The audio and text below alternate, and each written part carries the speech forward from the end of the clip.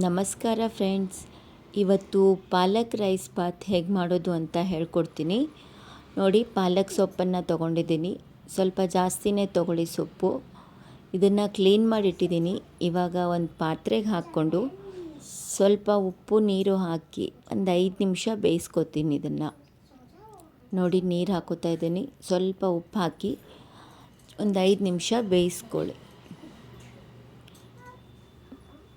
ನೋಡಿ, 5 ನಿಮಿಷ ಆಗಿದೆ. ಇವಾಗ ಇಷ್ಟು ಹೀಗೆ ಬೇಯಬೇಕು. ಒಂದು ಸೈಡಿಗೆ ಒಂದು ಪ್ಲೇಟಲ್ಲಿ ತೆಗೆದಿಟ್ಕೊಂಬಿಡಿ. ಅದನ್ನು ಸ್ವಲ್ಪ ತಣ್ಣಗಾಗಬೇಕದು. ಇವಾಗ ಕುಕ್ಕರ್ಗೆ ಎಣ್ಣೆ ಹಾಕ್ತಾಯಿದ್ದೀನಿ. 1-2 ಸ್ಪೂನ್ ಎಣ್ಣೆ ದೊಡ್ಡ ಸ್ಪೂನಿಂದ, ಹಾಗೆ 1 ಸ್ಪೂನ್ ತುಪ್ಪನ ಹಾಕಿದ್ದೀನಿ. ತುಪ್ಪ ಹಾಕೋದ್ರಿಂದ ಟೇಸ್ಟ್ ಚೆನ್ನಾಗಾಗುತ್ತೆ. ಸಾಸಿವೆ, ಕರಿಬೇವು ಹಾಕ್ತಾಯಿದ್ದೀನಿ. ಹಾಗೆ ಪಲಾವ್ ಎಲೆ ಹಾಕಬೇಕು 2. ಅದ್ರ ಜೊತೆ 1 ಏಲಕ್ಕಿ, 2 ಲವಂಗನೂ ಹಾಕಿದ್ದೀನಿ. ಈರುಳ್ಳಿ ದೊಡ್ಡದು 2 ತೊಗೊಂಡಿದ್ದೀನಿ ಫ್ರೆಂಡ್ಸ್. ಉದ್ದುದ್ದ ಕಟ್ ಮಾಡ್ಕೊಳ್ಳಿ.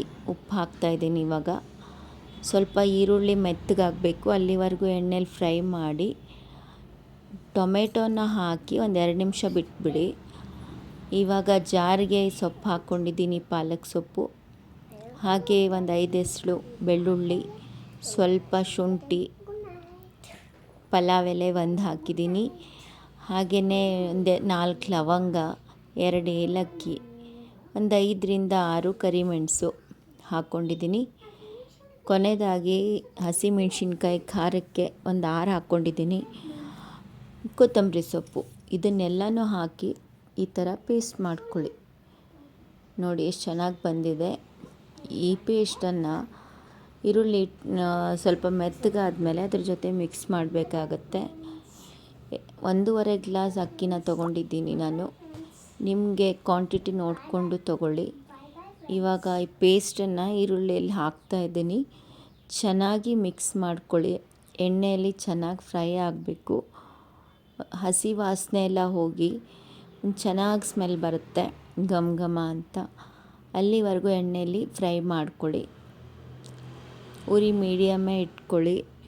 ನೋಡಿ, ಎಲ್ಲನೂ ಮಿಕ್ಸ್ ಮಾಡ್ಕೊತಾ ಇದ್ದೀನಿ. ಇವಾಗ ಅಕ್ಕಿನ ತೊಳೆದಿಟ್ಟಿದ್ನಲ್ಲ, ಅದನ್ನು ಹಾಕ್ತಾಯಿದ್ದೀನಿ. ಅಕ್ಕಿ ಹಾಕಿದ ಮೇಲೂ ಎಲ್ಲ ಚೆನ್ನಾಗಿ ಮಿಕ್ಸ್ ಮಾಡ್ಕೊಳ್ಳಿ. ಉಪ್ಪು ಬೇಕಂದರೆ ಇವಾಗಲೇ ಹಾಕ್ಕೋಬೇಕು.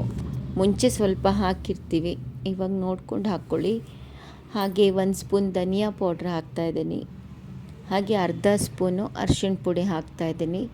ಅದನ್ನು ಎಲ್ಲ ಮಿಕ್ಸ್ ಮಾಡಿಕೊಂಡು ಒಂದು 2 ನಿಮಿಷ ಚೆನ್ನಾಗಿ ಎಲ್ಲನೂ ಮಿಕ್ಸ್ ಮಾಡ್ಕೊಂಡು ಆದಮೇಲೆ 1.5 ಗ್ಲಾಸ್ ಅಕ್ಕಿಗೆ 2.25 ಗ್ಲಾಸ್ ನೀರನ್ನು ಹಾಕಿದ್ದೀನಿ ನಾನು.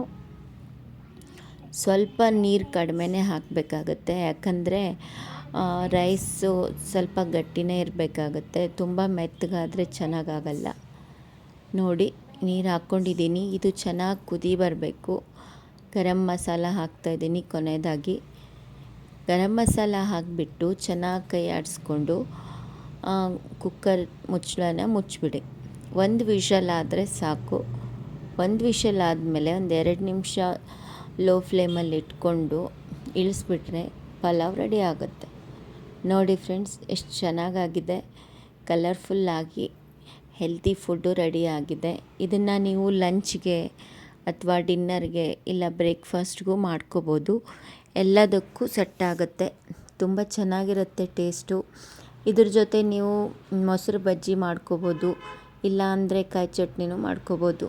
ಯಾವುದಾದ್ರೂ ಸೆಟ್ ಆಗುತ್ತೆ. ಒಂದು ಸರಿ ಮನೆಯಲ್ಲಿ ಮಾಡಿ ಟೇಸ್ಟ್ ಹೇಗಿದೆ ಅಂತ ನನಗೆ ಕಮೆಂಟ್ ಮಾಡಿ. ಹಾಗೆ ನನ್ನ ಚಾನಲ್ನ ಸಬ್ಸ್ಕ್ರೈಬ್ ಮಾಡಿ. ಎಲ್ರಿಗೂ ಇಷ್ಟ ಆಗುತ್ತೆ. ಒಂದು ಸರಿ ಮನೇಲಿ ಟ್ರೈ ಮಾಡಿ ನೋಡಿ. ಬಾಯ್ ಬಾಯ್ ಫ್ರೆಂಡ್ಸ್.